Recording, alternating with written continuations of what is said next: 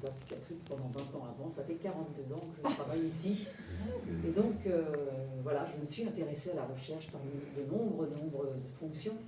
Et la recherche s'est ouverte à moi avec le DUSIR, la direction universitaire, qui expérimentait une recherche il y a 3 ans sur la vaccination anti-pneumococcique. Nous avons interrogé des personnels de la médecine et donc nous avons fait une recherche qui nous a amené à des résultats probants sur la nécessité d'avoir une infirmière praticienne, une pratique avancée pour les consultations alliées au vaccin anti-pneumococcique. Un article, un article donc, a été écrit, a été envoyé, on attend la soumission définitive dans la revue Nurse. Nous avons fait une deuxième recherche sur l'urgence et l'interculturalité.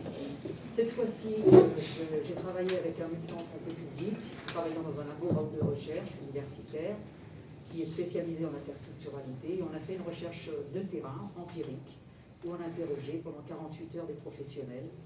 Et malheureusement, le Covid est arrivé, on n'a pas totalement fini la finalité de ces résultats. Et c'était des belles rencontres et on a donc eu quelques résultats au regard de l'interculturalité. Et puis, tiens, on redémarre une recherche, septembre 2020, sur la diversité, l'interculturalité en maternité. Et on a commencé, donc on a souhaité vous présenter ces résultats. Ce sont donc les 5 étudiants de 3e année qui sont des apprentis chercheurs, je le répète bien, apprentis chercheurs tels que les référentiels le dénomment, qui donc se sont posturés dans cette dynamique et donc on fait cette recherche en allant aussi sur le terrain, rencontrer des professionnels pour les questionner et aussi des mamans, mais on n'a pas pu aller jusqu'à l'interrogation et l'observation des mamans.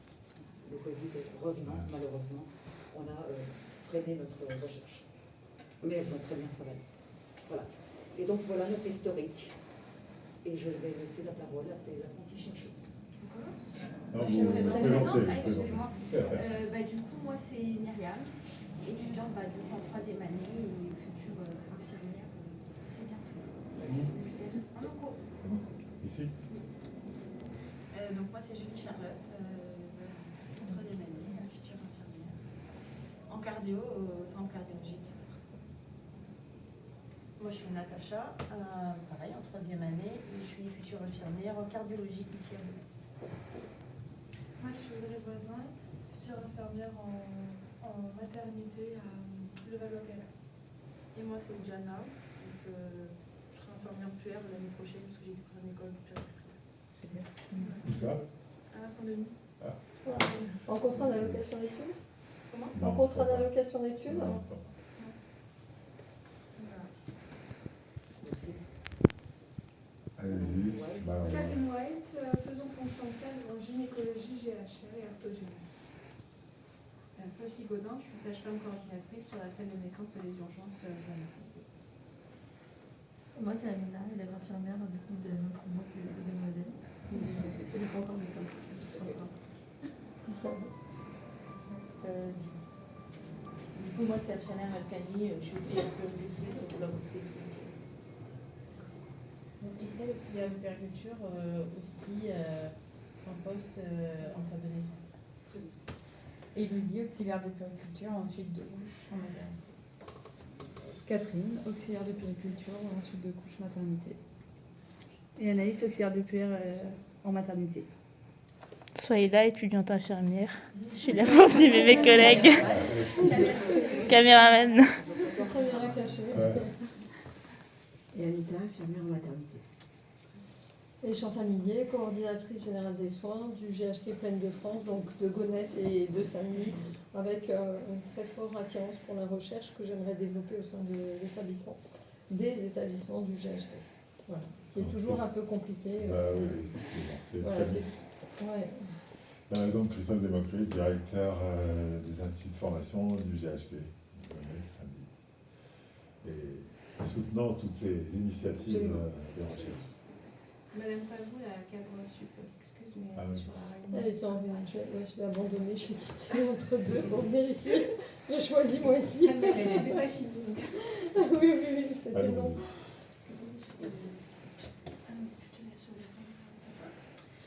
Du coup, comme vous voyez, on a travaillé sur la diversité et l'interculturalité à la maternité du centre hospitalier de Gonesse. Donc, par rapport à l'introduction, on a été choisi pour l'élaboration d'un projet de recherche collectif visant à promouvoir la recherche en sciences infirmières. Donc, ça a été un choix qui a été fait par Madame Armato. On a été nombreux à postuler et elle a retenu les candidatures qui étaient, selon elle, les plus sincères et compétentes pour mener à bien ce projet. Donc, c'est un projet qui est né d'une étroite collaboration déjà entre nous, 5 avec Madame Armato et Monsieur Dessy, on n'oublie pas. Aussi étroite collaboration avec le personnel de la maternité et aussi l'administration du CAG qui nous a donné tous les renseignements dont on avait besoin. Approche holistique avec une très grosse recherche documentaire. On a lu énormément de livres, on s'est basé sur énormément d'articles, on a dû chercher plein de choses sur internet, donc on a fait beaucoup de recherches. C'est un document, comme vous le voyez, riche en documentation et en recherche. Et du coup, donc, cette étude réflexive nous a amené à étudier la diversité et l'interculturalité, plus particulièrement la diversité et l'interculturalité en maternité au sein du centre hospitalier de Gonesse, comme je le disais. Donc là, on va juste faire, que tout apparaisse, on va juste faire un petit récap sur l'interculturalité. Donc la France, c'est un territoire placé géographiquement au cœur des échanges commerciaux et des flux migratoires. Donc sa population est composée de citoyens venant des 4 coins du monde, donc Europe, Afrique, Océanie, Asie, il y avait vraiment de tout dans les documents, Amérique aussi, à l'image de la mondialisation qui nous entoure. Donc l'accès aux soins pour tous, additionné à la migration, ce sont des sources de nouvelles représentations collectives qui sont apparues et qui ont influencé le cadre de prise en charge hospitalière. Face à la réalité du terrain, les rythmes par les besoins différents de chacun, le personnel soignant qui est obligé de s'adapter tant bien que mal avec les moyens mis à sa disposition. Et du coup, c'est dans ce contexte-là que l'interculturalité a pris sa place au sein de l'hôpital tout entier, mais surtout à la maternité. Et du coup, c'est pour ça qu'on a beaucoup retenu de cette étude qu'il fallait apprivoiser la culture de l'autre, entrer dans une démarche éthique qui consiste à se forcer à se poser des questions sur les conséquences, les réelles habitudes culturelles, mais également partir du principe que nous ne sommes pas, nous soignants, porteurs de vérité absolue, et que du coup, mais plutôt que la culture de chacun est en perpétuelle évolution et qu'il faut prendre chez tout le monde et faire avec. Et pour finir, concernant la maternité d'hier et d'aujourd'hui, ça mérite vraiment une considération particulière, puisqu'elle implique faire intervenir des professionnels de santé, des parturientes, mais aussi leur entourage, qui possèdent du coup chacun leur représentation, comme je disais auparavant, surtout de la maternité en elle-même. Et c'est surtout que cette étape de la vie comporte de nombreux enjeux psychologiques, moraux, économiques, surtout culturels et religieux, qu'il est nécessaire de prendre avec distance pour les comprendre. Et pour finir, je dirais que grâce à cela, les professionnels de santé sont en mesure d'adopter une attitude qui leur permet d'éviter les préjugés, les stigmatisations. Et c'est vraiment dans cet enjeu qu'on a pensé du début jusqu'à la fin, vraiment l'interculturalité, prendre en compte tout le monde. Donc c'est pour ça que je vais laisser mes collègues prendre la suite avec la méthodologie qu'on a construite tout au long de cette étude. Donc pour réaliser cette étude, on a, du coup, comme a dit ma collègue, on a fait une analyse quantitative. Donc elle se déroule à travers une étude rétrospective des registres de la maternité du centre hospitalier de Gonesse. Donc les données sont extraites d'un document fourni par l'administration hospitalière de l'hôpital de Gonesse. Les documents ont été donnés le 30 septembre 2020 par le sous-directeur des finances et de la performance de l'hôpital d'accueil de la recherche. Donc les critères d'inclusion que nous avons choisis pour faire notre enquête quantitative ont été la durée de séjour de la parturiente, la date d'entrée et de sortie de la parturiente, l'âge d'entrée, les pays et villes de naissance, ainsi que le pays de nationalité. Donc ces fichiers répertorient au total 2820 accouchements, 2826 accouchements en 2018 et 300 013 en 2019. 300 000. Si vous y arrivez avec le même effectif, bravo. La recherche a tout trouvé. Et du coup 3013 en 2019 pour un total de 5839 naissances sur les 2 années consécutives. Donc à présent, je vais vous présenter les résultats que nous avons obtenus lorsque nous avons relevé les données. Donc après avoir analysé les statistiques, nous constatons qu'en 2018, la majorité des femmes Donc soit 32% sont restés hospitalisés en maternité 3 jours. Et l'année suivante, en 2019, il y a eu environ 950 personnes, donc 34% des parturientes. Par la suite, la durée d'hospice de 4 jours en 2018 a été de 30% de femmes et en 2019, 31%. La durée d'hospice de 5 jours en 2018, 20% de femmes et en 2019, 22%. Et par rapport à l'âge de la parturiente en lien avec la durée d'hospice, nous avons constaté que entre 13 ans et 16 ans, des femmes, il y avait environ 0,2% de femmes, donc ce qui est très peu. Et de 16 à 45 ans, 99,7%. Durant les 2 années, les statistiques n'ont pratiquement pas changé. Donc la durée moyenne de séjour a été la même en 2018 et en 2019, elle est de 4,3 jours. Donc nous avons pu constater qu'il n'y a eu aucune évolution durant ces 2 années-là. Ensuite, donc, par rapport à ça, nous pouvons conclure qu'à partir de ces observations, que l'âge impacte toujours la durée d'hospitalisation en maternité. En effet, les femmes plus âgées connaissent une durée de séjour beaucoup plus longue que les femmes plus jeunes. Donc par la suite, il y a une autre partie des résultats quantitatifs que nous avons pu relever. Donc la durée moyenne de séjour est de 4,29 jours, mais nous avons retrouvé des durées de séjour légèrement plus longues chez les parturientes en fonction de leur région. Donc comme en Europe de l'Est, donc ce qui comprend la Pologne, la Roumanie, la Bulgarie, l'Ukraine, etc., où la durée de séjour va être de 4,6 jours. Par la suite, on a l'Afrique de l'Ouest, donc Bénin, Côte d'Ivoire, Mali, Sénégal, qui a été de 4,70 jours. Et enfin, l'Asie de l'Est, qui comprend la Chine, Japon, Taïwan, où la durée de séjour a été presque de 4,8 jours. Donc en moyenne, les femmes d'originaire d'Asie de l'Est vont accoucher à 33 ans environ. A contrario, la moyenne d'âge la plus basse est celle en Afrique qui est de 28 ans. Donc pour finir, nous avons constaté que dans les régions telles que l'Europe de l'Est, l'Ouest, l'Afrique de l'Ouest ou bien Maghreb ou Machrek, elles avaient une moyenne d'âge qui était compris environ à 33 ans. Donc les chiffres que nous avons relevés à l'hôpital de Gonesse nous permettent d'affirmer qu'il y a une différence d'âge entre les parturientes, notamment entre les femmes d'originaire d'Afrique de l'Est et celles originaires de l'Asie. Et nous nous intéressons de plus en plus, de plus près, à cette différence lors de notre étude qualitative pour tenter de comprendre les raisons, les confirmations ou bien affirmations des hypothèses que nous avons relevées. Donc, ça va être à Audrey de vous parler. Alors, donc, pour réaliser cette étude, nous avons ensuite fait une étude qualitative. Donc, afin d'affirmer ou d'infirmer notre hypothèse, nous avons choisi de réaliser des entretiens sous forme de questionnaires avec des professionnels de santé dans le service de maternité à l'hôpital de Gonesse. Nous avons aussi décidé d'assister à un accouchement avec les parturientes d'origine étrangère et d'interroger si possible avant son départ. Mais bon, avec les questionnaires avec les femmes, c'était un peu compliqué à cause du Covid. De plus, certaines d'entre nous ont eu la chance de réaliser un stage dans le service de maternité, donc nous avons pu observer la relation entre les soignants et les parturientes d'origine étrangère. Donc pour ce faire, nous avons interrogé donc, une dizaine de professionnels de santé, donc une cadre de santé, une psychologue, une assistante sociale, des sages-femmes, des infirmières, des auxiliaires de puère et des aides-soignantes. Nous avons également travaillé ensemble à la réalisation de questionnaires en relation avec les conclusions tirées de l'étude quantitative. Nous avons également limité le nombre de questions à 5 ou 6 afin de limiter l'entretien à une quinzaine de minutes. Et afin d'être pertinentes, les questions étaient ciblées par corps de métier. Alors, donc, du coup, je vais vous décrire les questions qui ont été posées. Donc la question 1, c'était selon vous et votre expérience, est-ce que l'âge de la parturiente impacte sur sa durée de séjour? Si oui, pourquoi selon vous? Et par quel mécanisme et de quelle façon?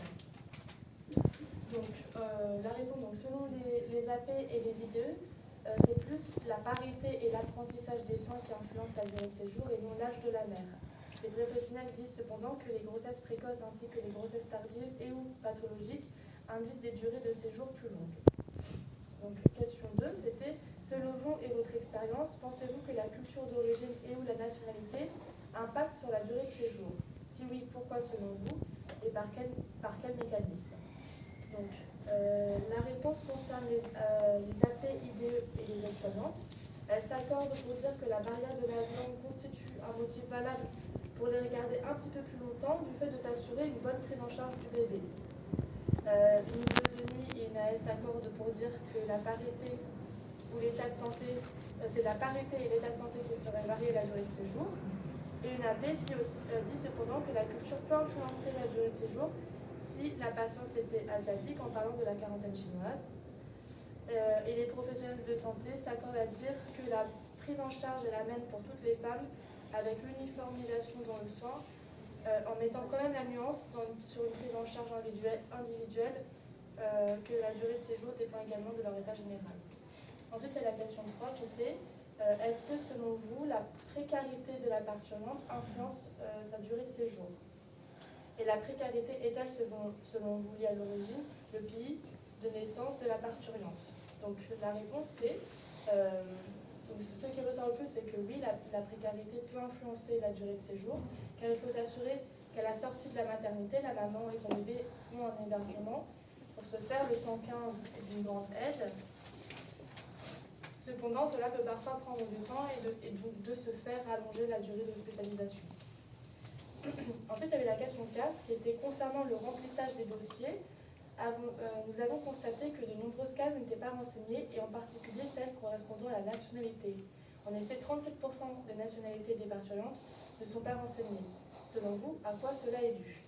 Donc la réponse est à l'unanimité, elles disent ne pas s'occuper du recueil de données qui se fait en fait au niveau de l'accueil et de l'administration. Elles font un recueil de données qui est synthétique sur le bébé et la maman, mais pas avec la nationalité.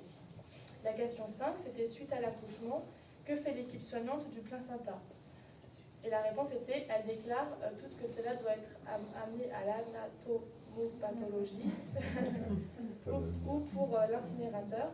Certaines nous disent qu'il y a quelques années, ils étaient donnés à des laboratoires de cosmétiques, mais que maintenant, c'est résolu.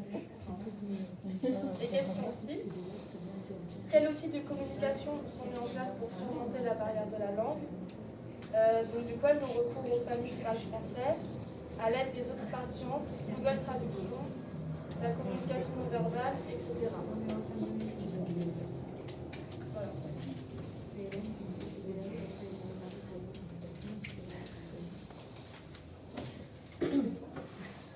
Donc le but, on en a compris à travers ces entretiens pour les soignants de la maternité de Gonesse, c'était de s'assurer de la bonne santé de la parturiente tout d'abord, et du nouveau-né bien sûr, mais de la capacité de la maman aussi à s'occuper de lui.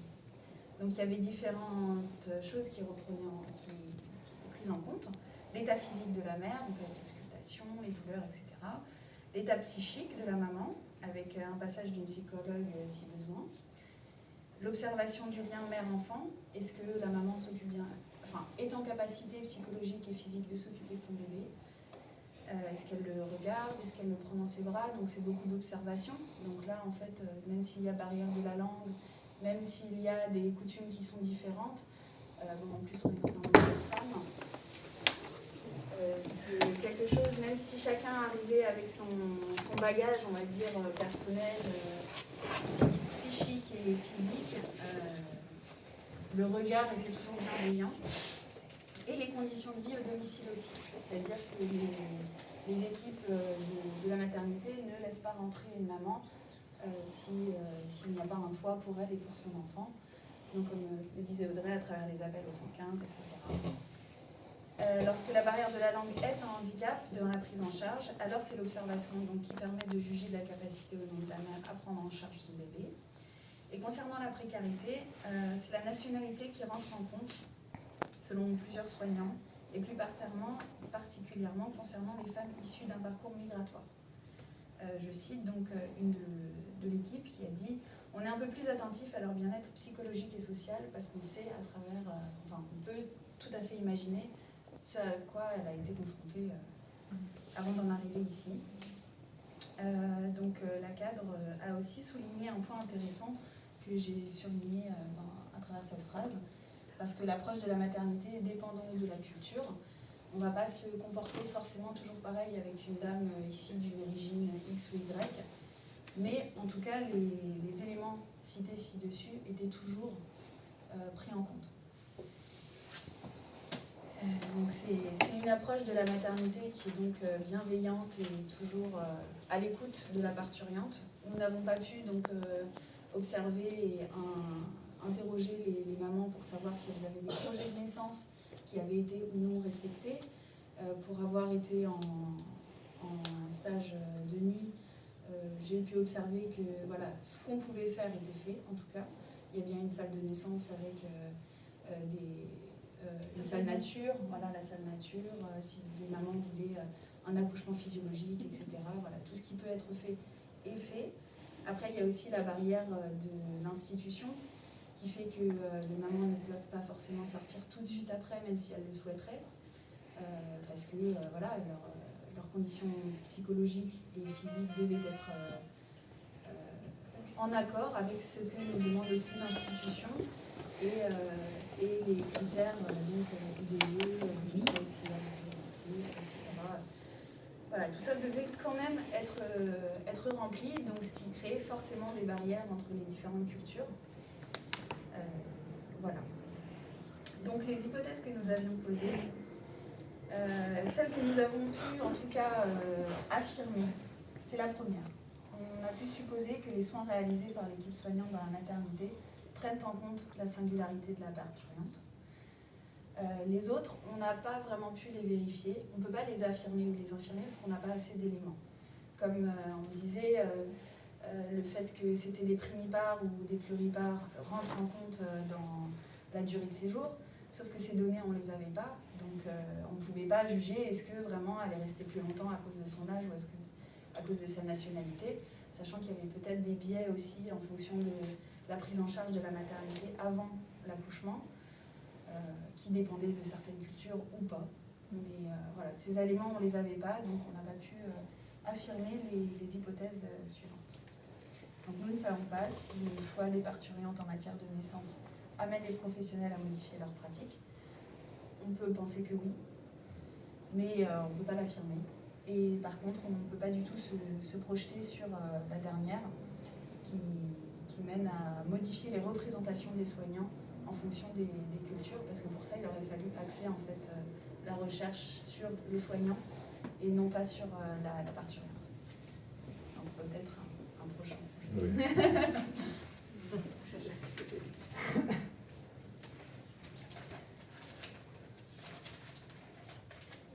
Donc, pour conclure, ce travail de recherche nous a permis de nous plonger au cœur du fonctionnement de la maternité de Gonesse, à travers nos expériences en stage de jour comme de nuit, nos entretiens avec les professionnels et notre étude des données quantitatives.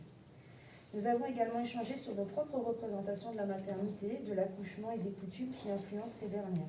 La recherche documentaire a élargi notre vision et nous a ouvert sur les différentes façons d'accueillir un nouveau-né de par le monde. Nous avons pu démontrer que les soins réalisés par l'équipe soignante de la maternité de Gonesse prennent en compte autant que possible la singularité de la personne. Autant les infirmières, les auxiliaires de puère, les sages-femmes que la cadre de santé ou l'assistante sociale s'évertuent à trouver des moyens de satisfaire un projet de naissance, une volonté ou non d'allaitement, en s'impliquant personnellement dans les soins malgré des moyens de communication altérés ou en s'assurant d'un accueil responsable pour le bébé, la maman, à la sortie de l'hôpital. Nous nous sommes rendus compte que si au premier abord il semble que la culture ou l'origine d'une parturiente n'impacte pas la durée de son séjour à l'hôpital, les raisons données, précarité, immigration, mauvais suivi de grossesse, pathologie à la naissance ont souvent un lien avec les origines culturelles de la future maman. Il semblerait donc que cette démonstration puisse être affirmée, mais aussi qu'in fine ce sera toujours à la patiente de s'adapter au fonctionnement de l'institution. En effet, le prendre soin exercé par le personnel soignant répond à des critères bien définis par l'institution et qui peuvent être modulés mais pas modifiés. Ainsi, l'exemple le plus marquant étant celui de la quarantaine chinoise qui empêche le soignant d'exercer son rôle auprès de la maman et de son bébé, ce qui peut faire varier la durée d'hospitalisation ou la qualité de la prise en charge. Voilà. C'est quoi la quarantaine chinoise? C'est ce que j'ai dit. La quarantaine chinoise, c'est, disons que la personne, la maman, elle ne s'occupe pas forcément de son bébé. Pendant un certain temps, c'est la famille. Donc 40 jours après l'accouchement. C'est ça. Elle n'a pas le droit de se laver non plus. Du repos, elle ne doit pas sortir de son lit. Enfin, elle doit Donc, au niveau de l'hygiène, tout ça, ça peut être un petit peu compliqué pour les soignants par rapport aux soins et tout ça. Et malgré tout, c'est eux qui restent le plus longtemps dans ce que. Pour s'assurer hospitalisation. Mais justement, on s'est posé la question parce que s'il n'y a pas de contact avec le bébé, est-ce que le lien mère-enfant se fait? Il y a des soins à faire aussi à la maman qu'elle n'accepte pas forcément, puisque au niveau des soins d'hygiène, ils ne touchent pas forcément. Du coup, les auscultations, c'est pas évident non plus pour les soignants. Oui, non, mais c'est bien choc des cultures. On est bien là. C'était intéressant. Et c'était parti aussi d'une observation d'une maman qui avait donc contracté une infection urinaire. Et donc là, la barrière entre le soignant et la culture du soigné s'est retrouvée vraiment confrontée parce que pour les soignants, la priorité c'était de lever l'infection urinaire. Et pour la maman, c'était de respecter sa quarantaine. Mais sa quarantaine, en quoi ça empêchait le traitement de l'infection urinaire? En fait, parce que la maman, c'était l'infection urinaire et c'était aussi son pansement de César. Et en fait, elle ne voulait pas du tout se laver. Pour elle, elle touchait son bébé. Après, je pense que chacun adapte en fonction de leur culture. La quarantaine chinoise, je ne connais pas, mais c'est plus dans leur culture. Et du coup, elle prenait soin de son bébé parce qu'elle ne pouvait pas avoir sa mère à ses côtés. Mais par contre, elle refusait de se laver. Et le problème, c'était elle refusait qu'on refasse son pansement de césarienne. Et pour son infection urinaire, elle refusait de se laver. Donc c'était aussi un peu compliqué. Bon, elle a fini par comprendre au bout de 2 jours que c'était important pour elle et elle a fini à aller à la douche. Mais si elle avait refusé, elle serait rentrée comme ça chez elle. Pour le cas de cette dame. Oui, c'est vraiment une observation que j'ai eue en stage. Oui, parce que c'est pas généralisé, on ne peut pas le dire. Parce que c'est pas. En fait, dans les cultures, donc là il y en a plusieurs, je vous avais dit qu'il y avait plusieurs origines. Est-ce qu'on a une prédominance d'origine ici? Puisque je vois à Saint-Denis, il y en a une. Si vous allez dans la région de Torcy, justement, on a la prévalence asiatique. C'était vraiment Afrique, Maghreb, Mashrek. D'accord. C'était eux qui étaient en majorité et les femmes asiatiques qui étaient en minorité. C'est pour ça qu'on avait pris vraiment les 2 entités séparément pour se concentrer là-dessus. Pourquoi elles sortaient plus tôt et elles accouchaient plus tôt et voilà. Et pourquoi ces dames-là avaient tendance plus à accoucher plus tard et à faire des durées de séjour plus longues. Celles des Africaines accouchaient plus tôt. Accouchaient plus tôt et sortaient plus tôt. Et ça serait dans leur culture, ça? Comment? Ça serait dans leur culture? En fait, c'est ce qu'on a parlé avec le personnel. Et certaines revenaient qu'elles étaient plus chouchoutées à la maison et donc du coup qu'elles préféraient rentrer plus vite. Et aussi peut-être qu'elles avaient l'habitude, qu'elles n'étaient pas aussi primipares. C'était quelque chose c'était une notion qu'on n'avait pas et donc peut-être c'était pas leur premier enfant. Et c'est vrai que dans la culture, enfin moi cette culture je la connais donc je peux parler. Honnêtement, les femmes ont tendance à accoucher jeunes et voilà. Elles se lèvent vite. Donc, elles accouchent, elles se lèvent. Parce qu'elles veulent rentrer chez elles plus vite aussi. Elles veulent rentrer aussi chez elles plus vite. C'était plus impressionnant. Voilà. Elles accouchent, elles se lèvent, elles sont bons, elles vont travailler. C'est impressionnant. Puis il y a du monde autour. Oui, c'est ça aussi. C'est-à-dire qu'à l'hôpital, vous avez toute la famille qui est à l'hôpital, qui dort par terre. C'est pas tout à fait normal. J'ai une autre question, vous avez posé une question, je pense qu'elle n'est pas anodine, la question sur le placenta. Et voilà, et ça arrive comme ça dans le questionnaire, c'est vrai dans votre présentation. Je vois bien, parce que je vois bien ce qu'il y a autour du placenta, mais pourquoi cette question? En fait, on avait posé la question du placenta parce que ça a une dimension aussi très culturelle dans certaines cultures d'Afrique. Et pas que, voilà. Justement, ils veulent récupérer le placenta. Où beaucoup de personnes veulent récupérer le placenta et savoir est-ce que du coup les soignants, on va dire, passer un peu la loi pour leur laisser du placenta aussi, c'était vraiment catégorique et que c'était vraiment incinéré. Et la question était posée avant, au parturiant? Non, on n'a pas pu faire de questionnaire auprès des parturientes. Ou elle n'exprimait pas à la rentrée, on ne relevait pas ces questions. Pour savoir, c'est compliqué, j'imagine bien. Ça, du coup, c'était une question qui était revenue de notre recherche en fait, de base sur les représentations de la maternité. Oui, ou même les coutumes. Voilà.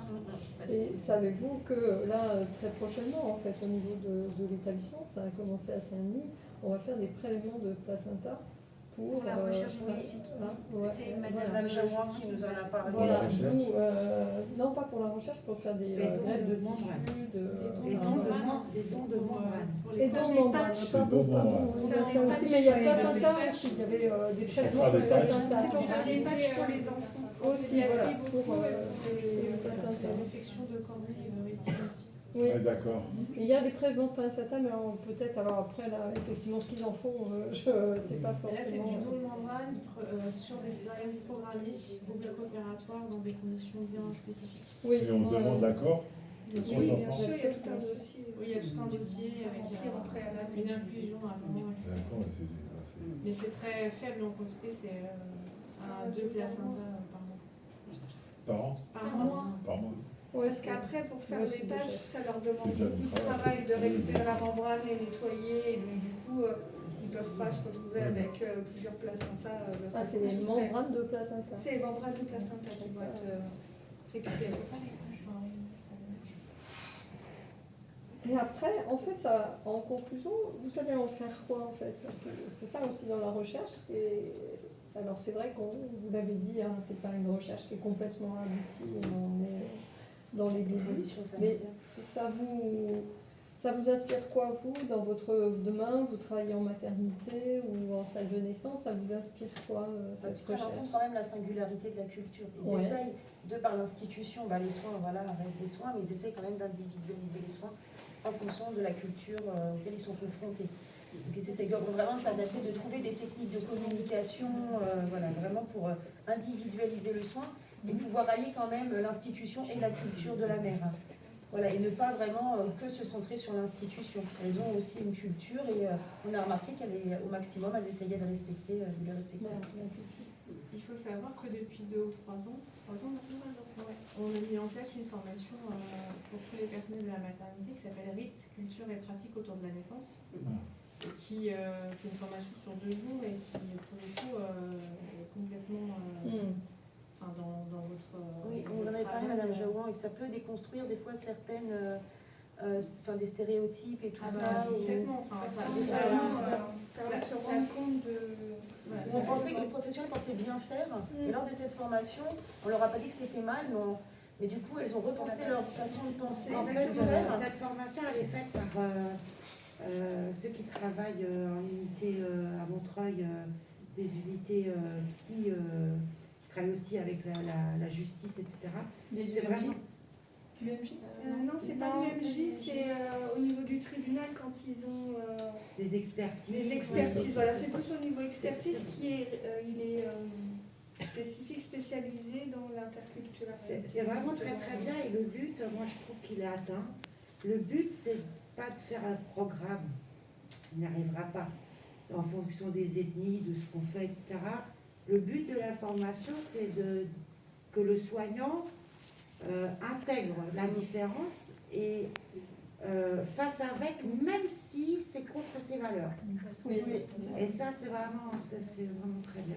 On retrouve dans toutes les étapes de la vie, en fait, oui. Aussi bien dans l'hospitalisation que dans les décès, la mort et tout ça, on a des rites dans chaque culture et dans chaque... Et c'est pour ça que dès la formation, on est déjà sensibilisés, puis à travers...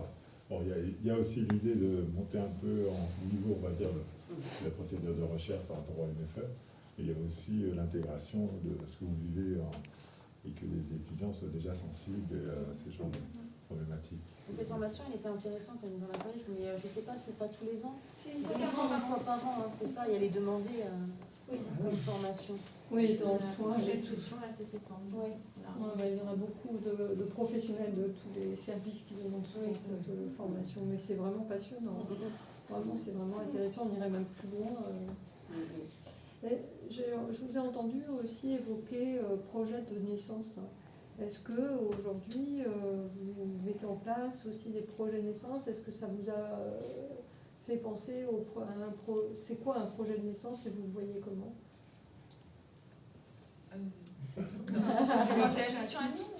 Comment bah, tout le monde en fait, hein, on est dans l'échange. De savoir de quelle manière la parturiente a envie d'accoucher, Ce qu'elle veut, ce qu'elle ne veut pas aussi. si elle veut une césarienne, de la pas une musique, césarienne, une péridurale, si elle veut accoucher dans une baignoire ou à domicile, ce genre de choses.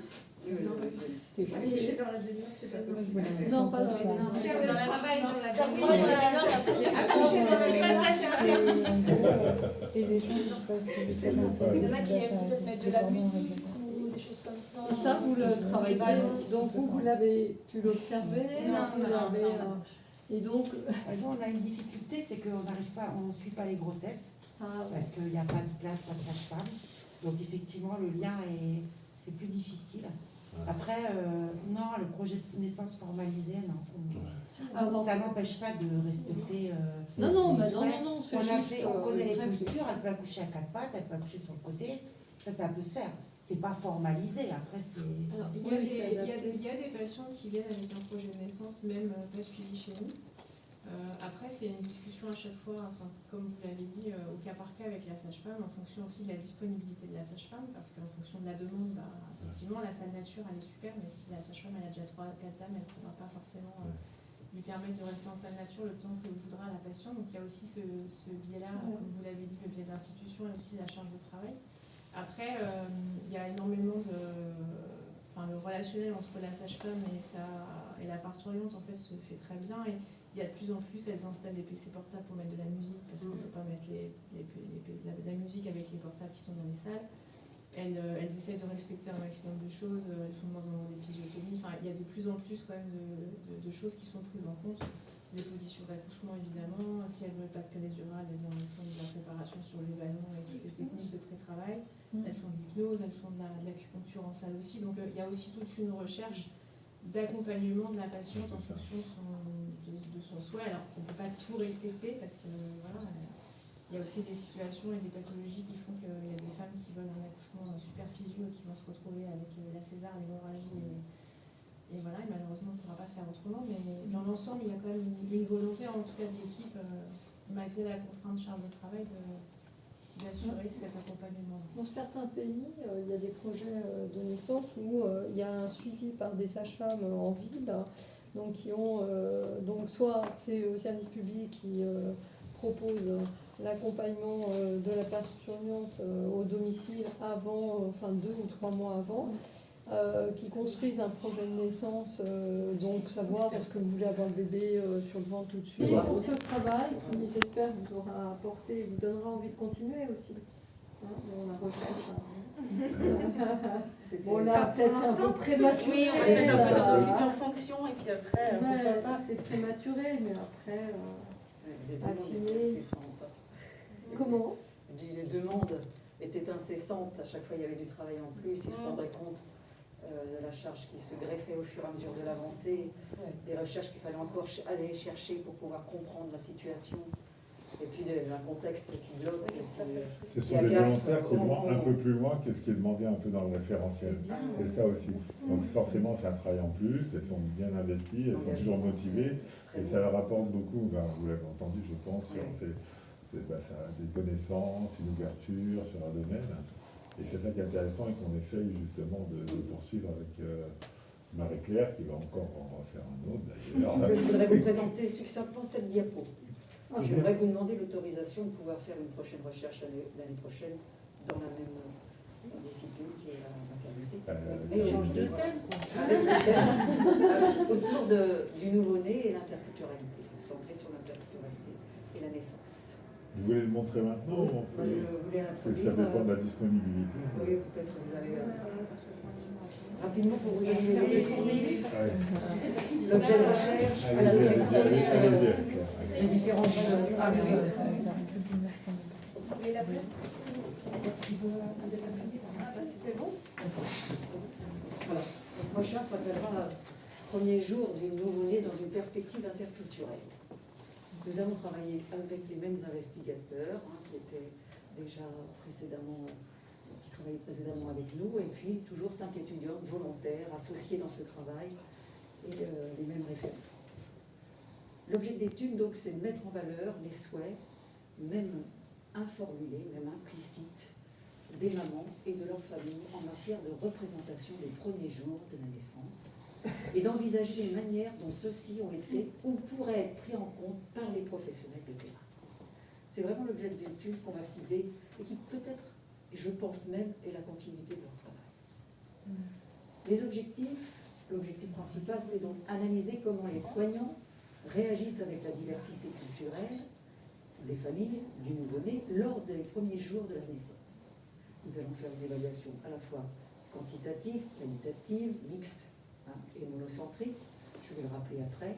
Cette évaluation quantitative se fera sur la diversité culturelle des nouveau-nés et nous ferons donc une analyse qualitative sur les modalités de la prise en compte de cette diversité culturelle et nous analyserons aussi les pratiques professionnelles pour en évaluer la diversité, en quoi cette diversité peut ou non les perturber. Vous voyez, ça prend une orientation mais complémentaire. Rapidement, les principes de l'étude, eh bien, comme je vous le disais, une étude observationnelle, monocentrique, mixte, quantitative et qualitative, avec une analyse statistique, encore une fois, sur une étude rétrospective des dossiers administratifs, avec des items sur le lieu, la date de naissance de la mère, la nationalité, le type d'accouchement et sur le jour de naissance du nouveau-né.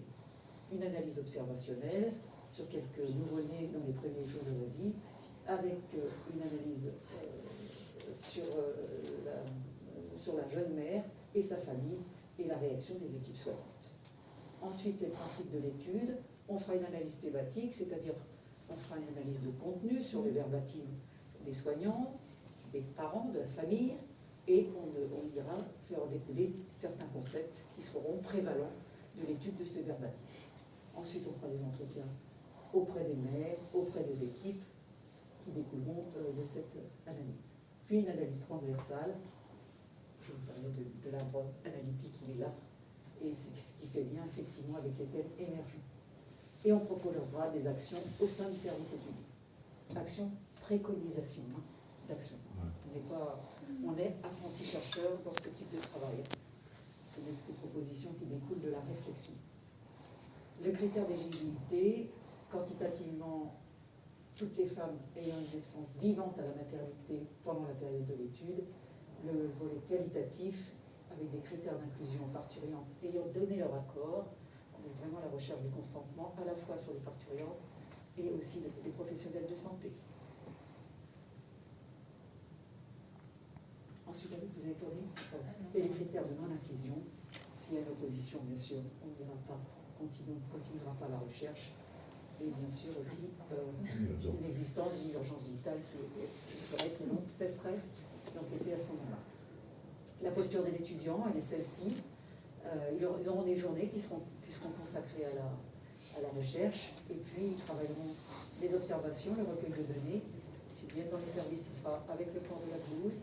Ils seront donc identifiés par une étiquette qui sera nommée étudiant-chercheur avec leur nom de prénom, bien sûr. Et le personnel sera prévenu en amont et mobilisé, et on respectera bien sûr les principes éthiques et déontologiques de cette démarche. Voilà, c'est tout, j'ai été très synthétique.